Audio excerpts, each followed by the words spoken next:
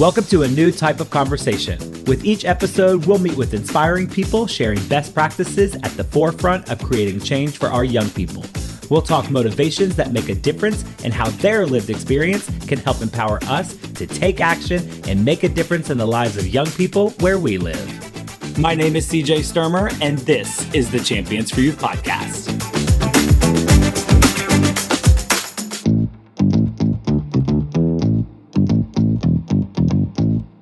Why are young people still dying from opioid and fentanyl overdose when the danger is clearer than ever?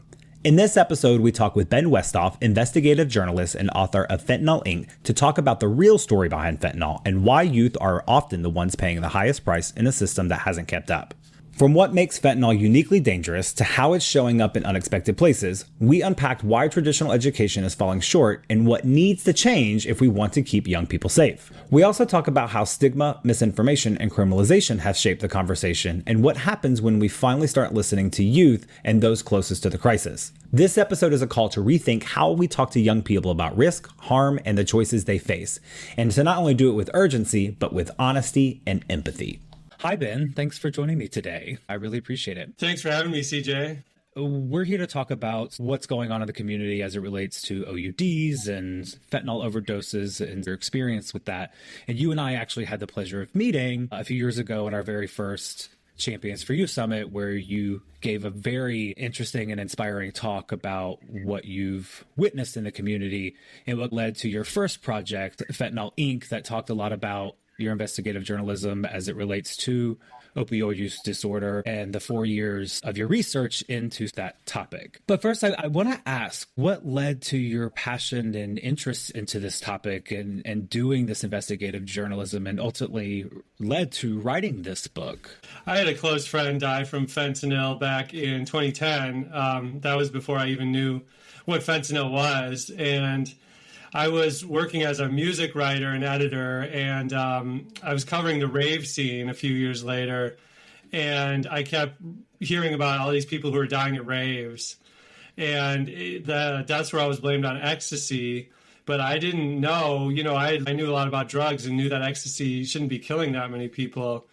So I did a deep dive and found out that there was almost no real MDMA, no real ecstasy going around. And all of it was being cut with these brand new drugs with these complicated names no one had heard of. And they were all coming from China. And the most dangerous of all of them was fentanyl. And so that sort of sent me on this huge investigation. And I ended up going to China, going undercover in some of these labs and going all over the world, really, to try to understand the fentanyl problem.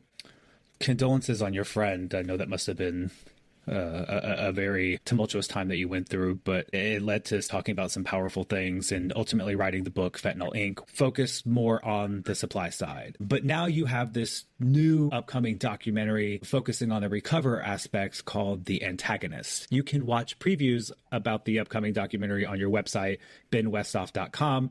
I know when I went on there, you have a couple of preview documents, but one that really spoke to me was the 6-minute preview where you actually went to San Francisco in the Tenderloin and had very deep conversations with people that were battling addiction and actually going through their recovery efforts. So I was wondering if you kind of tell me a little bit about this documentary and what your experience was.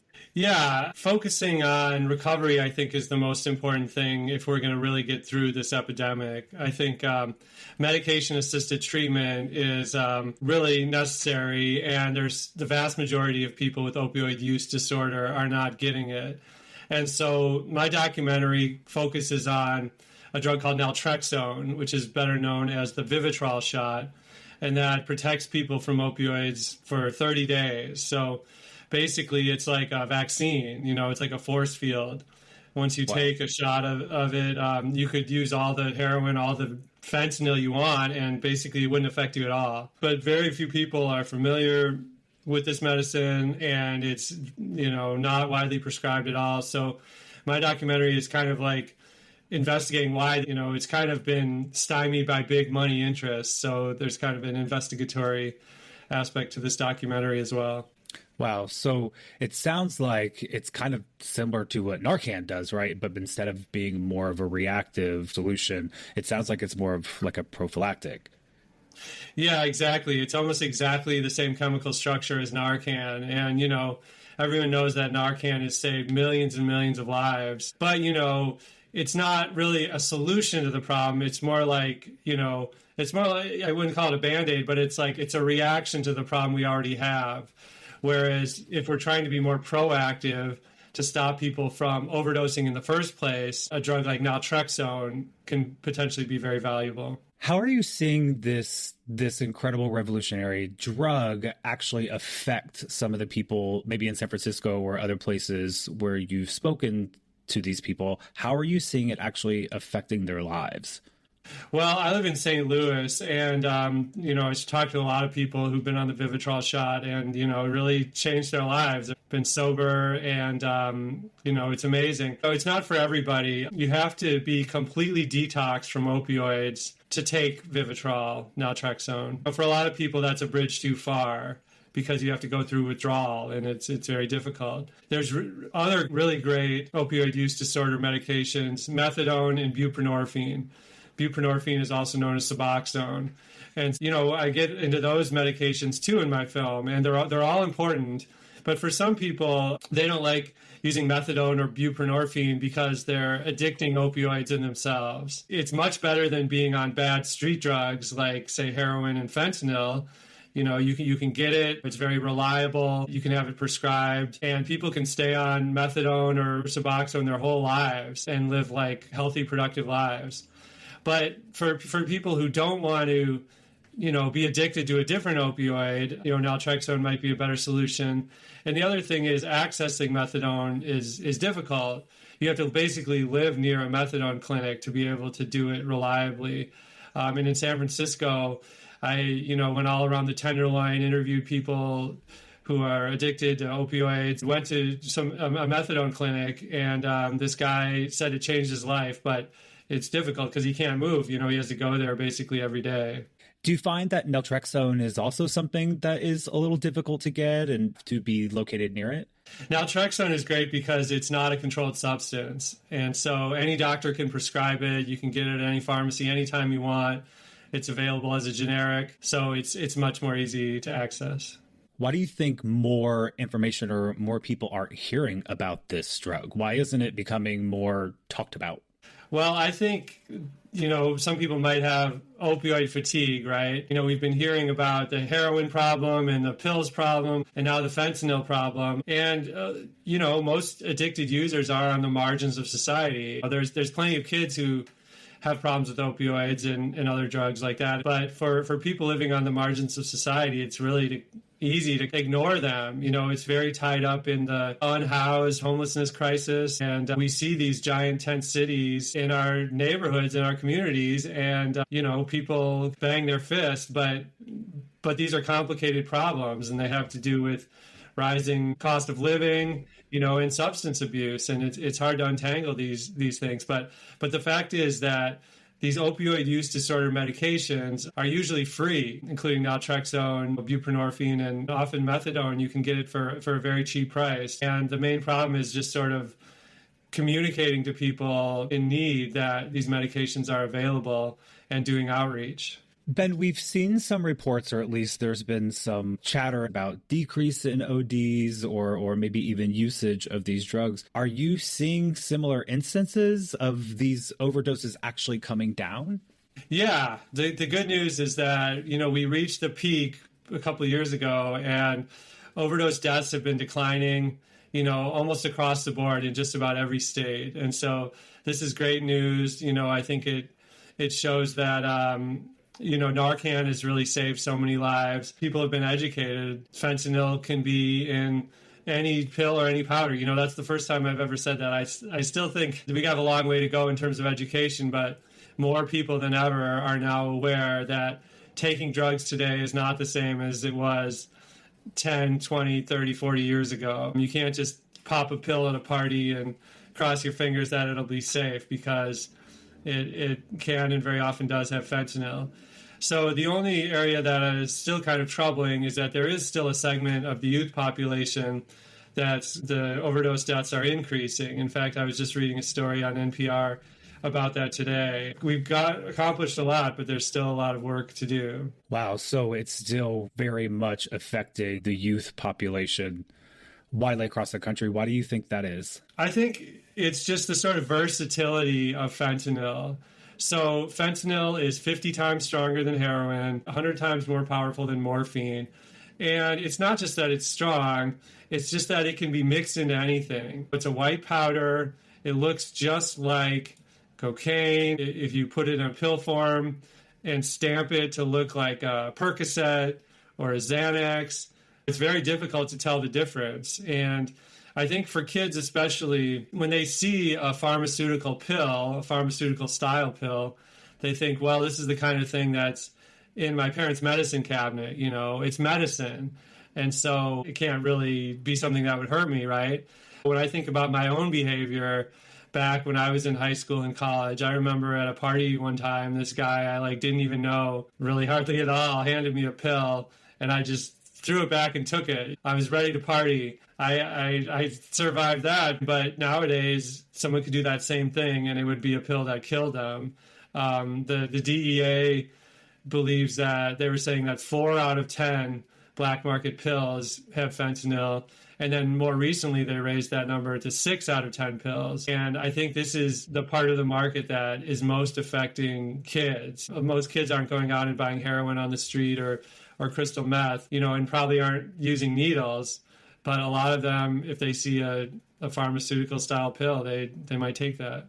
I know we talked about these revolutionary drugs that can help be proactive and reactive in terms of the adult population or homeless populations or more of the marginalized communities. Do you think this is something that would be easily available to young people or be effective, even though their behavior seems to be a bit different? The medication-assisted treatment, that's for people who are addicted to opioids. When it comes to a lot of kids, a lot of these are people who are dabbling.